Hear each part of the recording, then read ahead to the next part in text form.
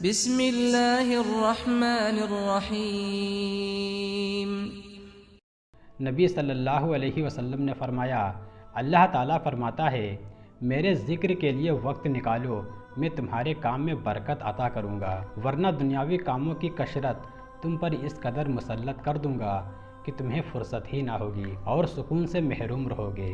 نبی صلی اللہ علیہ وسلم نے فرمایا، ہر چیز کے لیے صفائی ہے اور دلوں کی صفائی اللہ تعالیٰ کا ذکر ہے۔ نبی صلی اللہ علیہ وسلم نے فرمایا، اللہ تعالیٰ کے نزدیک دعا سے زیادہ بلند مرتبہ کسی چیز کا نہیں۔ نبی صلی اللہ علیہ وسلم نے فرمایا، جو شخص سورج کے مغرب کی طرف نکلنے سے پہلے توبہ کر لے گا تو اللہ تعالیٰ توبہ قبول کر لے گا۔ نبی صلی اللہ علیہ وسلم نے فرمایا، جو آدمی مہمان نوازی نہیں کرتا اس میں کوئی خوبی نہیں ہے۔ نبی صلی اللہ علیہ وسلم نے فرمایا، مہمان اپنا رزق لے کر آتا ہے اور صاحب خانہ کے گناہ لے کر جاتا ہے۔ نبی صلی اللہ علیہ وسلم نے فرمایا، جس شخص پر بیٹیوں کی پرورش کا بوجھ آ پڑے اور ان کے ساتھ اچھا برتاؤ کرے تو یہ بیٹیاں اس کے لیے جہنم سے روک بن جائیں گی۔ جو شخص چوری یا شراب خوری یا زنا میں مبتلا ہو کر مرتا ہے اس پر 2 سام مقرر کر دیے جاتے ہیں اور اس کا گوشت نوچ نوچ کر کھاتے رہتے ہیں۔ نبی صلی اللہ علیہ وسلم نے فرمایا، اللہ تعالیٰ سے پناہ مانگا کرو آزمائش کی مشقت، بدبختی کی پستی، برے خاتمے اور دشمن کے ہنسنے سے۔ نبی صلی اللہ علیہ وسلم نے فرمایا، اذان اور اقامت کے درمیان دعائیں رد نہیں ہوتی، لہٰذا دعا مانگا کرو۔ نبی صلی اللہ علیہ وسلم نے فرمایا، جو شخص رمضان میں ایمان اور ثواب کا کام سمجھ کر قیام کرے تو اس کے پچھلے گناہ معاف کر دیے جائیں گے۔ نبی صلی اللہ علیہ وسلم نے فرمایا، جب رمضان المبارک آتا ہے تو رحمت کے دروازے کھول دیے جاتے ہیں اور جہنم کے دروازے بند کر دیے جاتے ہیں اور شیطانوں کو زنجیروں میں جکڑ دیا جاتا ہے۔ نبی صلی اللہ علیہ وسلم نے فرمایا، لوگوں میں بدترین شخص وہ ہے کہ جسے اس کی بد کلامی کے ڈر سے لوگ چھوڑ دیں۔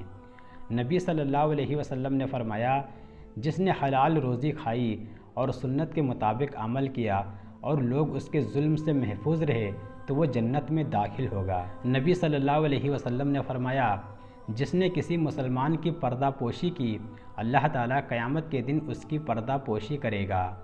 نبی صلی اللہ علیہ وسلم نے فرمایا، تم اللہ تعالیٰ سے ایسی حالت میں دعا کیا کرو کہ تم قبولیت کا یقین رکھا کرو اور یہ جان رکھو کہ اللہ تعالیٰ غفلت سے بھرے دل سے دعا قبول نہیں کرتا۔ نبی صلی اللہ علیہ وسلم نے فرمایا، مہمان اپنا رزق لے کر آتا ہے اور صاحب خانہ کے گناہ لے کر جاتا ہے۔ نبی صلی اللہ علیہ وسلم نے فرمایا، موت کی آرزو مت کرو، اگر تم نیک ہو تو شاید زیادہ نیکی کر سکو اور اگر بدکار ہو تو توبہ کر کے اللہ کو راضی کر سکو۔ نبی صلی اللہ علیہ وسلم نے فرمایا، صدقہ اللہ تعالیٰ کے غضب کو بجھاتا ہے اور بری موت سے بچاتا ہے۔ نبی صلی اللہ علیہ وسلم نے فرمایا، 3 دعاؤں کی قبولیت میں کوئی شک نہیں، پہلی مظلوم کی دعا، دوسری مسافر کی دعا، تیسری والد کی اپنے اولاد کے حق میں دعا۔ نبی صلی اللہ علیہ وسلم نے فرمایا، اس ذات کی قسم جس کے ہاتھ میں میری جان ہے، اگر تمہیں اس عذاب کے بارے میں علم ہو جائے جس کا مجھے علم ہے تو تم اللہ کے خوف کی وجہ سے کثرت کے ساتھ آنسو بہاؤ اور تم بہت کم ہنسو۔ نبی صلی اللہ علیہ وسلم نے فرمایا، جس کا وضو نہیں اس کی نماز نہیں، اور جو شخص وضو کے شروع میں اللہ کا نام نہ لے، بسم اللہ نہ پڑھے تو اس کا وضو نہیں۔ رسول اللہ صلی اللہ علیہ وسلم نے فرمایا، جس نے تیر اندازی سیکھی پھر اسے چھوڑ دیا وہ ہم میں سے نہیں ہے۔ رسول اللہ صلی اللہ علیہ وسلم نے فرمایا، میری امت کا ایک گروہ ہمیشہ حق پر قائم رہے گا، جو شخص ان کو رسوا کرنا چاہے گا وہ ان کو نقصان نہیں پہنچا سکے گا، وہ اسی حال پر رہیں گے یہاں تک کہ قیامت آ جائے گی۔ رسول اللہ صلی اللہ علیہ وسلم نے فرمایا، سفر عذاب کا ایک ٹکڑا ہے جو تمہیں سونے اور کھانے پینے سے روکے رکھتا ہے۔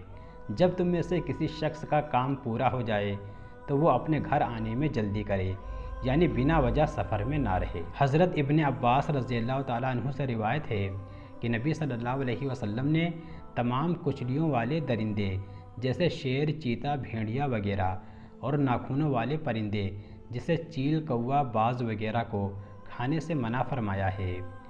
رسول اللہ صلی اللہ علیہ وسلم نے فرمایا، اللہ تعالیٰ نے ہر چیز کے ساتھ نیکی کرنے کا حکم دیا ہے۔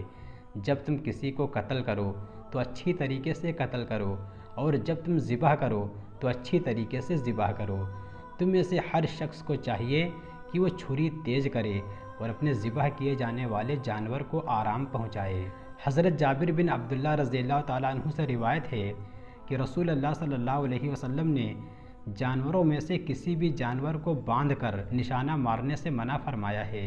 رسول اللہ صلی اللہ علیہ وسلم نے فرمایا، صرف مثنیٰ 2 دانت والے جانور کی قربانی کرو۔ ہاں، اگر مثنیٰ ملنا دشوار ہو تو 1 سال کا دمبا یا میڈھا ذبح کر دو۔